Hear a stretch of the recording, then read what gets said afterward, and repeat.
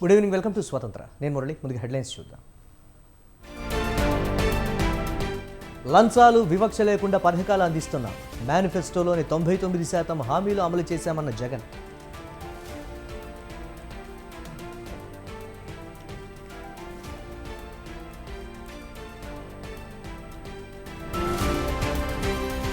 తెలంగాణలో రైతు భరోసా నిధుల విడుదలపై ఈసీ ఆంక్షలు.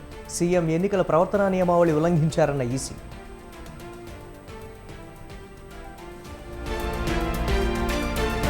తప్పు చేసిన ప్రజ్వల్ రేవణ్ణను వదిలేశారు. తనను అక్రమంగా అరెస్టు చేశారన్న కవిత.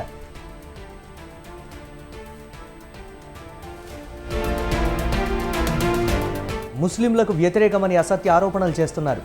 ముస్లింలకు ఇస్లాంకు వ్యతిరేకం కాదన్న మోదీ.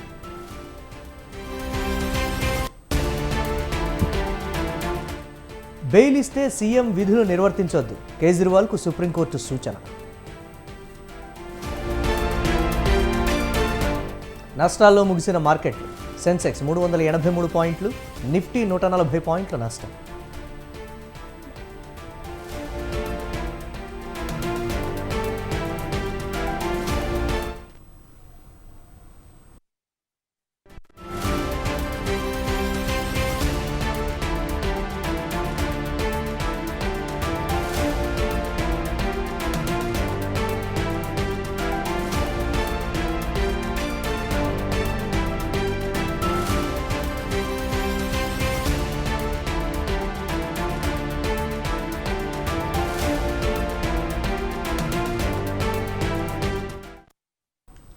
లిక్కర్ స్కామ్ కేసులో ఢిల్లీ సీఎం అరవింద్ కేజ్రీవాల్కు ఊరట దక్కలేదు. కేజ్రీవాల్ జ్యుడిషియల్ కస్టడీ ఈ నెల 20 వరకు పొడిగించింది Rouse Avenue court.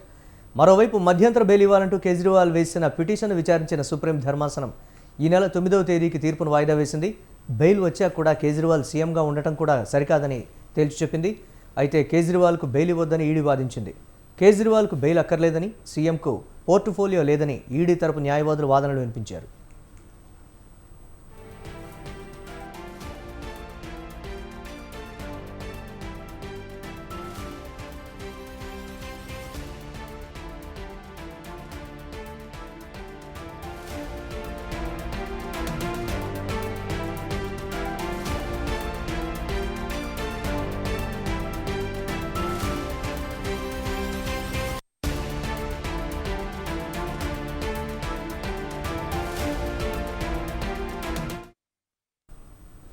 Breaking news చూస్తున్నాం. ఢిల్లీ లిక్కర్ స్కామ్ కేసులో ఢిల్లీ సీఎం అరవింద్ కేజ్రీవాల్కు ఊరట దక్కలేదు. కేజ్రీవాల్ జ్యుడిషియల్ కస్టడీ ఈ నెల 20 వరకు పొడిగించింది రౌజ్ అవెన్యూ కోర్టు. మరోవైపు మధ్యంతర బెయిల్ ఇవ్వాలంటూ కేజ్రీవాల్ వేసిన పిటిషన్ను విచారించిన సుప్రీం ధర్మాసనం ఈ నెల 9వ తేదీకి తీర్పును వాయిదా వేసింది. బెయిల్ వచ్చాక కూడా కేజ్రీవాల్ సీఎంగా ఉండటం సరికాదని తేల్చి చెప్పింది సుప్రీంకోర్టు. అయితే కేజ్రీవాల్కు బెయిల్ ఇవ్వొద్దని ఈడీ వాదించింది.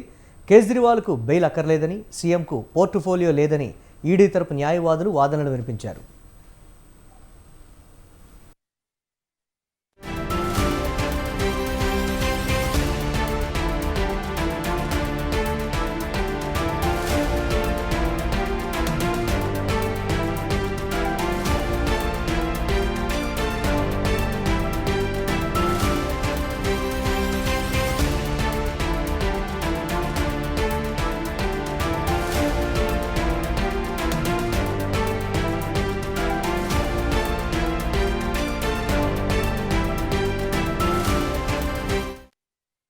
ఢిల్లీ మద్యం కేసులో అరెస్ట్ అయిన ఎమ్మెల్సీ కవితకు మరో షాక్ తగిలింది. కవిత జ్యుడిషియల్ రిమాండ్ను రౌజ్ అవెన్యూ కోర్టు ఈ నెల 14 వరకు పొడిగించింది.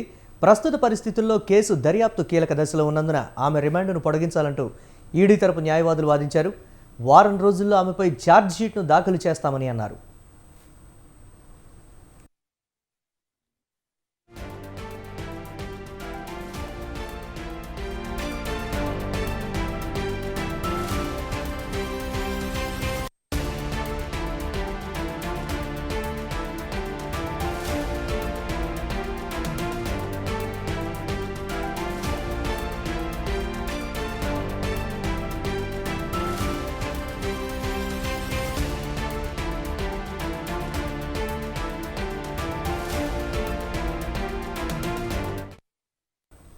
హైదరాబాద్లో మార్చి 15న ఆమెను ఈడీ అధికారులు అరెస్టు చేయడంతో నిబంధనల ప్రకారం 60 రోజుల వ్యవధిలో ఛార్జిషీట్ను దాఖలు చేయాల్సి ఉంది. ఆ ప్రకారం ఈ నెల 15లోగా ఛార్జ్షీట్ను కోర్టుకు సమర్పించాల్సి ఉంది. ఈ కారణంగా ఆమె రిమాండ్ను రౌజ్ అవెన్యూ కోర్టు జడ్జి మే 14 వరకు పొడిగించారు.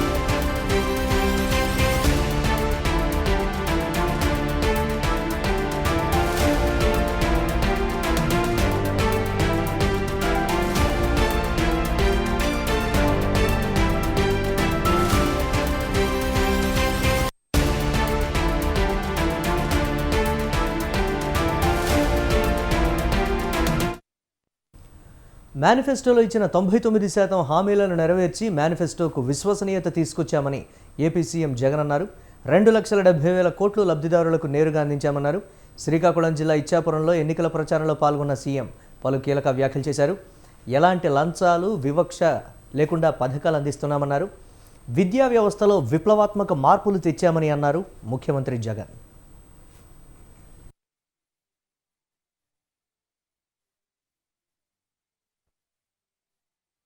ఒక బైబిల్ గా, ఒక ఖురాన్ గా, ఒక గీతగా భావిస్తూ ఏకంగా మేనిఫెస్టోలో చెప్పినవి 99% హామీలు అమలు చేసి నా అక్క చెల్లెమ్మల కుటుంబాల ఇంటికి ఆ మేనిఫెస్టోను పంపించి అక్క మీరే టిక్కు పెట్టండి, మీ బిడ్డ పాలనలో ఏకంగా 99% హామీలను నెరవేర్చి మళ్ళీ మీ దగ్గరికి వచ్చి మీ చిక్కటి చిరునవ్వుల మధ్య మళ్ళీ మీ అందరి ఆశీస్సులు కోరుతా ఉన్నాము అని ఈ 59 నెలల కాలంలోనే మీ బిడ్డ పాలనలోనే కాదా అని అడుగుతా ఉన్నాడు. మీ బిడ్డ నాడు నేడుతో బాగుపడ్డ గవర్నమెంట్ స్కూళ్లు, గవర్నమెంట్ బడులన్నీ ఇంగ్లీష్ మీడియం, 6వ తరగతి నుంచే క్లాసుల్లో డిజిటల్ బోధన, 8వ తరగతికి పిల్లాడు వచ్చేసరికి పిల్లాడి చేతుల్లో ట్యాబులు, ఇంగ్లీష్ మీడియంతో మొదలెడితే 3వ తరగతి నుంచే టోఫుల్ క్లాసులు. గతంలో ఎప్పుడూ కూడా జరగని విధంగా పిల్లల చేతుల్లో ఈ రోజు మొట్టమొదటిసారిగా బైలింగ్వల్ టెక్స్ట్ బుక్స్. ఈ చదువుల విప్లవాలు గతంలో ఇంతకు ముందు ఎప్పుడైనా జరిగాయా అని అడుగుతా ఉన్నాడు మీ బిడ్డ.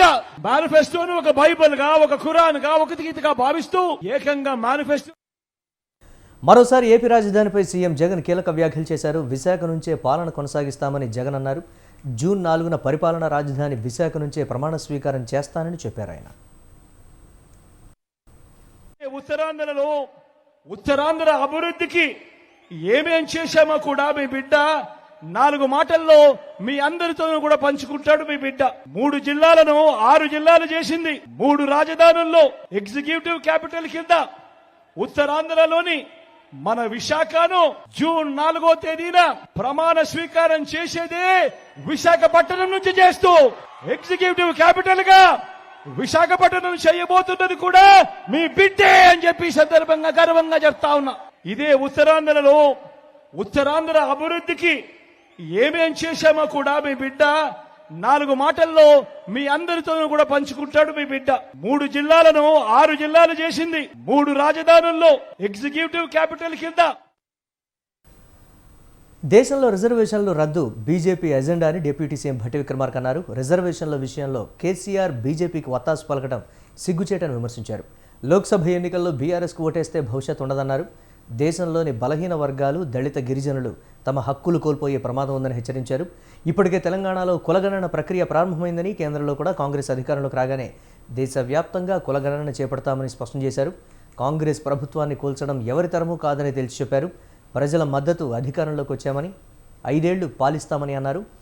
ప్రజలు తమపై నమ్మకంతో అధికారం ఇచ్చారని, సంపద సృష్టించి వాళ్లకు అందిస్తామన్నారు.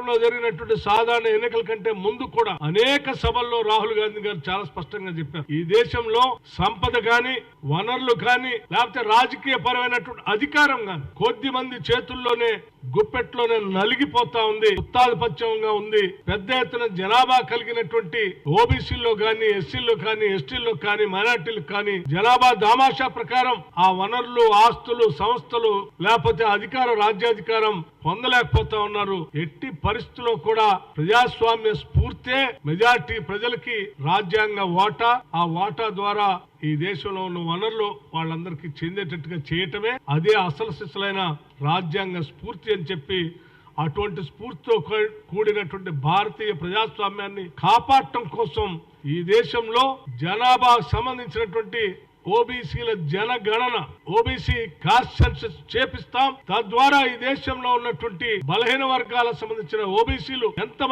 భారతీయ జనతా పార్టీ ఎప్పుడు అవకాశం దొరుకుతుందా అప్పుడు ఈ దేశంలో భారత రాజ్యాంగం ద్వారా ఆనాటి కాంగ్రెస్ ప్రభుత్వాలు ఇచ్చినటువంటి రిజర్వేషన్లని ఎప్పుడు తొలగిద్దామా అనేటువంటి ఆతృతతో ఎదురు చూస్తా ఉన్నాయి.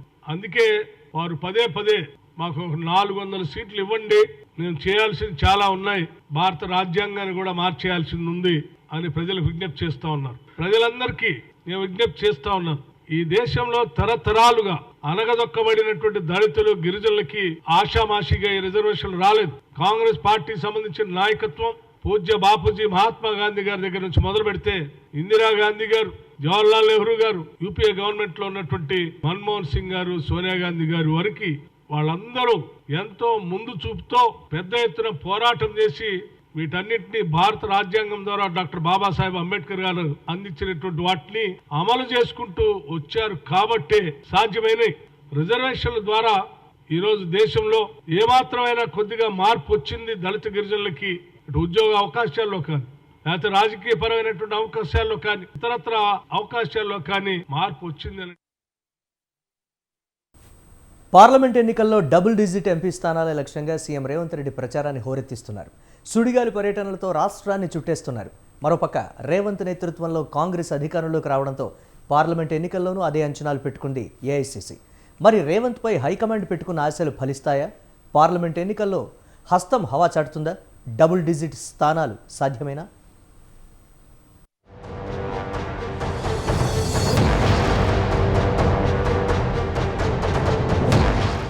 పార్లమెంట్ ఎన్నికల్లో అధికార ప్రతిపక్షాల మధ్య హోరాహోరీ పోరు నడుస్తోంది. ఇక ఎన్నికలకు సమయం దగ్గర పడ్డంతో ప్రధాన పార్టీలైన బీజేపీ, బీఆర్ఎస్, కాంగ్రెస్ పార్టీలు ప్రచారంలో దూకుడు పెంచాయి. ఈ క్రమంలోనే 14 సీట్లు టార్గెట్గా సీఎం రేవంత్ రెడ్డి ప్రచారంలో స్పీడ్ పెంచారు. తెలంగాణ ఏర్పాటు తర్వాత తొలిసారి అధికారాన్ని చేజిక్కించుకుని ఫుల్ జోష్లో ఉన్న కాంగ్రెస్ పార్లమెంట్ ఎన్నికల్లోనూ అదే జోరును సాగించాలన్న కుతూహలంతో ఉంది. మరోపక్క అసాధ్యాన్ని సుసాధ్యం చేసి 10 ఏళ్ల తర్వాత పార్టీకి పూర్వ వైభవాన్ని తీసుకొచ్చిన సీఎం రేవంత్ రెడ్డిపై ఏఐసీసీ భారీ అంచనాలు పెట్టుకుంది. హైకమాండ్ ఆశిస్తున్నట్టు డబుల్ డిజిట్ ఎంపీ స్థానాలు సాధించి సోనియాకు గిఫ్ట్గా ఇవ్వాలని ఉవ్విళ్లూరుతున్నారు రేవంత్. ఇందులో భాగంగానే సుడిగాలి పర్యటనలతో రాష్ట్రాన్ని చుట్టేస్తూ ప్రచారంలో దూసుకుపోతున్నారు.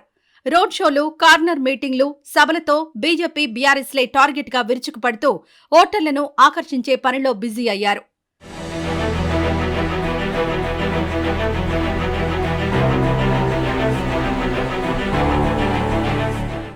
పార్లమెంట్ ఎన్నికలకు నెల రోజుల ముందు నుంచే టీ కాంగ్రెస్ వరుస సభలు, సమావేశాలు నిర్వహిస్తూ వచ్చింది.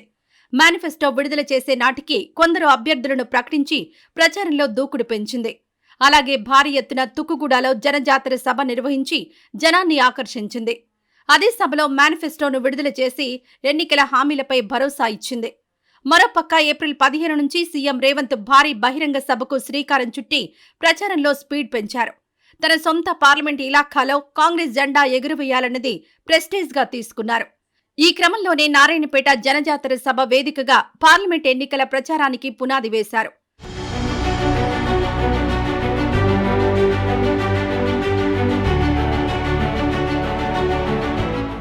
సీఎం రేవంత్ రెడ్డి గెలుపొందిన కొడంగల్ నియోజకవర్గం మహబూబ్ నగర్ పార్లమెంట్ నియోజకవర్గంలో భాగమే కాబట్టి అక్కడ పాగా వేయాలని గట్టి పట్టుతో ఉన్నారు. దీంతో వరుసగా పార్టీ శ్రేణులతో సమావేశాలు నిర్వహిస్తూ ఎప్పటికప్పుడు రాజకీయ పరిస్థితులపై చర్చిస్తూ దిశానిర్దేశం చేస్తున్నారు. అలాగే బీజేపీ బీఆర్ఎస్ వైఫల్యాలను ఎండగట్టి ఓట్లను రాబట్టేందుకు కార్నర్ మీటింగ్లు, బహిరంగ సభలతో ప్రచారాన్ని హోరెత్తించారు. మహబూబ్ నగర్ బహిరంగ సభ వేదికగానే ప్రభుత్వాన్ని పడగొట్టాలని ఎవరైనా చూస్తే కాంగ్రెస్ కార్యకర్తలు మానవ బాంబులవుతారు అనే హాట్ కామెంట్స్ సైతం చేశారు. సీఎం సొంత నియోజకవర్గంలో కాంగ్రెస్ ఓటమి పాలైతే ప్రతిపక్షాల విమర్శలు ఏ రేంజ్లో ఉంటాయో ముందే ఊహించిన రేవంత్ ఆ ఛాన్స్ ఇవ్వకుండా గట్టి ప్రయత్నాల్లో ఉన్నారు. మరోపక్క మహబూబ్ నగర్ పార్లమెంట్లో భాగమైన నారాయణపేట నుంచే ప్రచారాన్ని మొదలుపెట్టిన సీఎం మహబూబ్ నగర్ బహిరంగ సభతోనే ఎన్నికల ప్రచారాన్ని ముగించనున్నారు. అంతేకాకుండా 17 పార్లమెంట్ సెగ్మెంట్లలో అత్యధిక సభలు నిర్వహించింది కూడా సీఎం సొంత పార్లమెంట్ నియోజకవర్గంలోనే అంటే ఇక్కడి గెలుపును ఎంత ప్రతిష్టాత్మకంగా తీసుకున్నారో అర్థమైపోతుంది.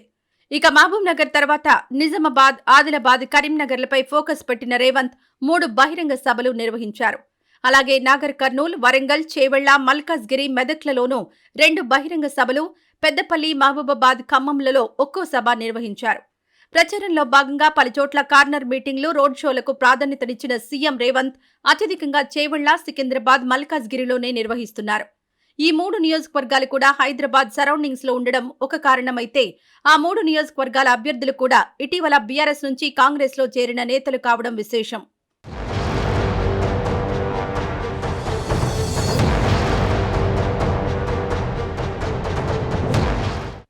మొత్తంగా సీఎం రేవంత్ రెడ్డి ప్రచారాన్ని చూసుకుంటే 17 పార్లమెంట్ సెగ్మెంట్లలో సీఎం రేవంత్ 26 బహిరంగ సభలు, 27 కార్నర్ మీటింగ్స్ నిర్వహించారు. అందులో అత్యధికంగా మహబూబ్ నగర్లో బహిరంగ సభలు నిర్వహించగా చేవెళ్లలో కార్నర్ మీటింగ్స్, రోడ్ షోలు నిర్వహించారు. అలాగే 5 ఇతర రాష్ట్రాల్లో ప్రచారం చేశారు. ఇకపోతే నల్గొండ, హైదరాబాద్ నియోజకవర్గాలను అసలు టచ్ చేయలేదు.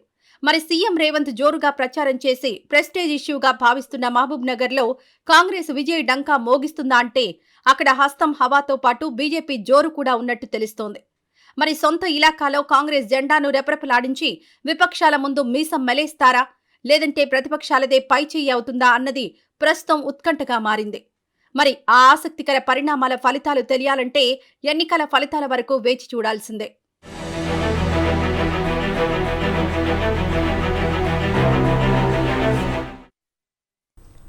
కాంగ్రెస్ సర్కార్పై బీజేపీ నేత ఈటెల రాజేందర్ తీవ్ర విమర్శలు చేశారు.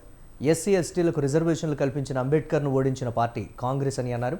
అధికారంలోకి వచ్చిన 4 నెలల్లోనే కాంగ్రెస్ పరిస్థితి ప్రజలకు అర్థమైందని చెప్పారు. అణగారిన వర్గాలను ఆదుకొని అండగా ఉన్న బీజేపీ అని కొనియాడారు.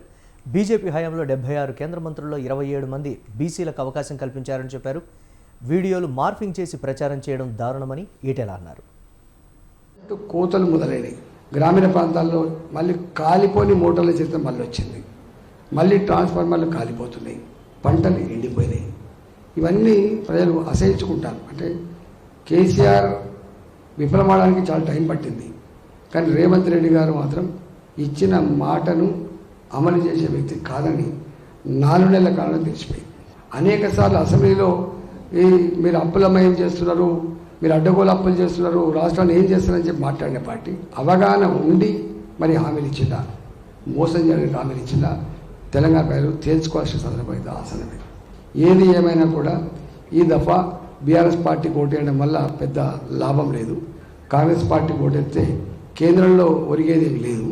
ఇవాళ బీజేపీ పార్టీ ఓటేస్తే కేంద్రంలో మోడీ గారు ప్రధానమంత్రి అవుతారు. ఇవాళ ఆర్టిఫిషియల్ ఇంటెలిజెన్స్ వచ్చిన తర్వాత సైన్స్ టెక్నాలజీని ఎంత మిస్యూజ్ చేస్తున్నారు. ఇవాళ రిజర్వేషన్లు వద్దన్నాడు మోడీ, అమిత్ షా అని చెప్పి మార్ఫింగ్ చేసి పెట్టించాడు. నేను అనుకున్నా నేను కేసీఆర్ జుట్లకెళ్ళి కొడతా, కేసీఆర్ ఇట్లా చేస్తా అంటే నేను అనుకున్నా ఆయన కూడా గొప్ప పని చేస్తున్నాం అనుకున్నా. కానీ ఇట్లా అబద్ధాలు ప్రచారం చేయట్లో, మార్ఫింగ్ చేయించట్లో, మోసం చేయించట్లో కేసీఆర్ని మించిపోయినా అనేటువంటిది ఇలా కనపడతా ఉంది. ఇది ఆయనకి ఇట్లా మోసం చేయలే, ఆయన డైరెక్ట్గా చేసాడు. కానీ ఈ మార్ఫింగ్ చేసుడు. అధికారం కోసం బీజేపీ ఎలాంటి పనికైనా బరి తెగిస్తుందని సిపిఐ నేత సాంబశివరావు అన్నారు. దేశంలో బీజేపీ గ్రాఫ్ పడిపోతుందని చెప్పారు. అన్ని రాష్ట్రాలను తమ గుప్పెట్లో పెట్టుకునేందుకు అవసరమైతే పార్టీల మధ్య చీలికలు తెస్తున్నారని ఆరోపించారు. భారతదేశానికి పూర్వ వైభవం తీసుకొచ్చే ఏకైక పార్టీ ఇండియా కూటమి అని అన్నారు. బీజేపీని ఓడించేందుకే కాంగ్రెస్తో కలిసి పనిచేస్తున్నామని తెలిపారు. వ్యక్తిగా పేరు పెట్టుకున్నారంటే ఎంత బరిదెగించినట్లండి. మోడీ గ్యారంటీ పేరా, అదే మోడీ మేనిఫెస్టో అంట. బీజేపీ మేనిఫెస్టో కాదు, ఇంతకుముందు బీజేపీ ఆర్ఎస్ఎస్, ఇప్పుడు అవన్నీ పోయింది. Modi manifesto, Modi guarantee. అందువల్ల ఇంత భయంకరమైనటువంటి ఆ బీజేపీని ఓడించడం కర్తవ్యంగా మేము కమ్యూనిస్ట్ పార్టీ తీసుకున్నాం. పబ్లిక్ రంగాన్ని కాపాడుకోవాలి, పబ్లిక్ సెక్టార్ని.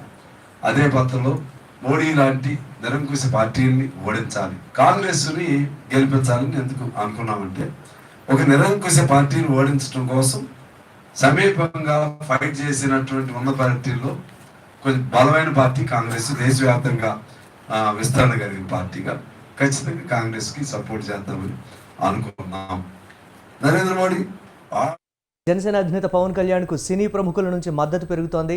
ఇప్పటి వరకు మెగా ఫ్యామిలీ హీరోలు ఆయనకు మద్దతుగా నిలవగా, తాజాగా న్యాచురల్ స్టార్ నాని పవన్కు సపోర్ట్ చేస్తూ ట్వీట్ చేశారు. ప్రియమైన పవన్ కళ్యాణ్ పెద్ద రాజకీయ యుద్ధాన్ని ఎదుర్కోబోతున్నారని, సినిమా కుటుంబ సభ్యుడిగా తాము కోరుకున్నదంతా సాధిస్తారని, అలానే తమ వాగ్దానాలన్నింటినీ నిలబెట్టుకోవాలని ఆశిస్తున్నానని తెలిపారు. సోదర భావంతో తాను మద్దతిస్తున్నానని, ఆల్ ది బెస్ట్ సార్ అంటూ ట్వీట్ చేశారు.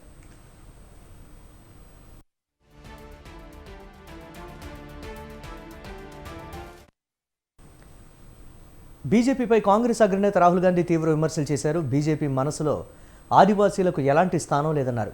జార్ఖండ్ ఎన్నికల ప్రచారంలో పాల్గొన్న రాహుల్ గాంధీ కేంద్రంలోని బీజేపీ రాష్ట్రపతిని అవమానించిందన్నారు. రామ మందిరాన్ని నిర్మించినా, పార్లమెంటును నిర్మించినా ఆదివాసీ మహిళ రాష్ట్రపతికి ఆహ్వానం లేదన్నారు. కేవలం ఆదివాసీలను బీజేపీ ఓటు బ్యాంకుగానే చూస్తోందన్నారు. नरेंद्र मोदी जी ने नए पार्लियामेंट बिल्डिंग का उद्घाटन किया, धूमधाम से किया। सारे के सारे मीडिया दिखा रहे थे नई पार्लियामेंट बिल्डिंग, चमकती हुई पार्लियामेंट बिल्डिंग। राष्ट्रपति आदिवासी है। आपने हिंदुस्तान की राष्ट्रपति को पार्लियामेंट हाउस में देखा? नहीं देखा। आपने हिंदुस्तान की राष्ट्रपति को राम मंदिर के इनॉग्रेशन में देखा? नहीं देखा, क्योंकि आदिवासियों के लिए कोई जगह नहीं है इनके दिल में। ये आपका इस्तेमाल करना चाहते हैं, मगर इनके दिल में आपके लिए कोई जगह नहीं है। कहते हैं कि हमने आदिवासी राष्ट्रपति बनाया। अच्छा, आदिवासी राष्ट्रपति बनाया, तो जब आपने पार्लियामेंट हाउस खोला तो उस राष्ट्रपति जी से क्यों नहीं खुलवाया? मोदी जी का काम नहीं है पार्लियामेंट खोलना, राष्ट्रपति का काम है पार्लियामेंट हाउस का इनॉग्रेशन करना। मोदी जी ने राष्ट्रपति जी को परे किया, राम मंदिर नहीं जाने दिया, और फिर आपसे आगे वोट मांगते हैं क्या? ఢిల్లీ మాజీ డిప్యూటీ ముఖ్యమంత్రి మనీష్ సిసోడియా జ్యుడిషియల్ కస్టడీని Delhi Rouse Avenue court May 15 వరకు పొడిగించింది. ఢిల్లీ ఎక్సైజ్ విధానానికి సంబంధించి సిబిఐ కేసులో జ్యుడిషియల్ కస్టడీని పొడిగిస్తూ న్యాయమూర్తి ఆదేశాలు జారీ చేశారు. ఈ కేసులో సిసోడియాపై పేర్కొన్న ఆరోపణలపై వాదనలను మే 15నే ఆలకించనున్నట్లు కోర్టు పేర్కొంది. ఢిల్లీ లిక్కర్ స్కామ్ కేసులో అరెస్ట్ అయి తీహార్ జైల్లో ఉన్న ఢిల్లీ సీఎం అరవింద్ కేజ్రీవాల్ కష్టాలు ఇప్పట్లో తీరేలా కనిపించడం లేదు. ఆయనపై మరో పెద్ద పిడుగు పడింది. ఖలిస్తాన్ ఉగ్రవాద సంస్థ 6 ఫర్ జస్టిస్ నుంచి సుమారు 134 కోట్ల రూపాయల మేర నిధులను స్వీకరించారని కేజ్రీవాల్పై కంప్లైంట్ అందిందని, దానిపై జాతీయ దర్యాప్తు సంస్థతో దర్యాప్తు చేయించాలని కేంద్ర హోంమంత్రిత్వ శాఖకు Delhi lieutenant governor V K Saxena లేఖ రాశారు. ఈ ఫిర్యాదును world Hindu federation of India సంస్థ జాతీయ కార్యదర్శి ఆషు మోంగియా చేసినట్లు లేఖలో ఎల్జీ పేర్కొన్నారు. 1993లో ఢిల్లీలో జరిగిన బాంబు పేలుళ్లలో 9 మంది ప్రాణాలు కోల్పోయిన కేసులో దోషి దేవేందర్ సింగ్ భుల్లార్ను విడుదల చేసేందుకు కేజ్రీవాల్ నేతృత్వంలోని ఆప్ పార్టీ భారీగా నిధులను తీసుకుందన్నది ఫిర్యాదులో ప్రధాన ఆరోపణ. భుల్లార్కు 2021 ఆగస్టు 25న టాడా కోర్టు మరణశిక్ష విధించింది. తర్వాత సుప్రీంకోర్టు ఆ శిక్షను జీవిత ఖైదుగా మార్చింది. 2023 డిసెంబర్లో భుల్లార్ ముందస్తు విడుదలపై ఢిల్లీ ప్రభుత్వ శిక్షా సమీక్ష బోర్డు సమావేశమైంది. ముందస్తు విడుదలకు భుల్లార్ అనర్హుడని తేల్చింది. లోక్సభ ఎన్నికలను దృష్టిలో ఉంచుకొని కేజ్రీవాల్ మధ్యంతర బెయిల్ పిటిషన్ను సుప్రీంకోర్టు ఇవాళ పరిశీలించనున్న నేపథ్యంలో ఈ పరిణామం చోటు చేసుకుంది. ఫిర్యాదులో భాగంగా ఓ వీడియో కూడా ఎల్జీకి అందింది. ఇందులో న్యూయార్క్లోని రిచ్మండ్ హిల్స్ గురుద్వారాలో ఖలిస్తాన్ నేత గురు పత్వంత్ సింగ్ పన్ను చేసిన ప్రసంగం కూడా ఉంది. 2014 నుంచి 2022 మధ్యకాలంలో కేజ్రీవాల్ నేతృత్వంలోని ఆప్ ఖలిస్తాన్ సంస్థల నుంచి $16 మిలియన్ నిధులు అందుకుందని ఆ ప్రసంగంలో పన్ను ఆరోపించారు. ఆప్ మాజీ నేత మనీష్ కుమార్ రైజాదా ఎక్స్లో పెట్టిన చిత్రాలను లేఖలో సక్సేనా ప్రస్తావించారు. 2014లో రిచ్మండ్ గురుద్వారాలో ఖలిస్తాన్ నాయకులతో కేజ్రీవాల్ సమావేశమైన చిత్రాలను రైజాదా పోస్ట్ చేశారు. వీటిపైన దర్యాప్తు చేయాలని ఎల్జీ కోరారు. లెఫ్టినెంట్ గవర్నర్ లేఖపై ఆప్ మండిపడింది. బీజేపీ పన్నిన మరో కుట్రగా దీన్ని అభివర్ణించింది.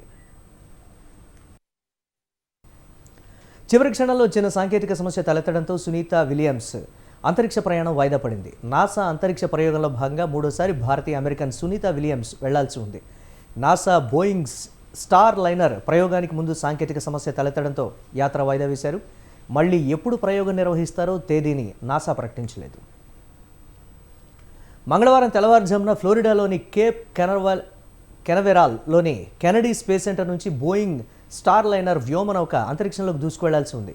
అట్లాస్ వి రాకెట్ ప్రయోగానికి 90 నిమిషాల ముందు సాంకేతిక సమస్య గుర్తించి ప్రయోగాన్ని నిలిపివేశారు. ఆక్సిజన్ రిలీఫ్ వాల్వై నామమాత్రపు కండిషన్ కారణంగా ప్రయోగాన్ని వాయిదా వేసినట్లు నాసా తెలిపింది. నాసా మొదటి ప్రాధాన్యత భద్రత అని, తాము సిద్ధంగా ఉన్నప్పుడు ఈ ప్రయోగం జరుగుతుందని నాసా అడ్మినిస్ట్రేటర్ బిల్ నెల్సన్ తెలిపారు. దేశీయ స్టాక్ మార్కెట్లు నష్టాల్లో ముగిశాయి. ఉదయం లాభాల్లో ప్రారంభమైన మార్కెట్లు నష్టాల్లోకి జారుకున్నాయి. ఆ తర్వాత చివరి వరకు నష్టాల్లోనే కొనసాగాయి. ట్రేడింగ్ ముగిసే సమయానికి సెన్సెక్స్ 383 పాయింట్లు నష్టపోయి 73,511కు పడిపోయింది. నిఫ్టీ 140 పాయింట్లు కోల్పోయి 22,302కు దిగజారింది. ఇవి ఇప్పటి వరకు అప్డేట్స్. కీప్ వాచింగ్ స్వతంత్ర.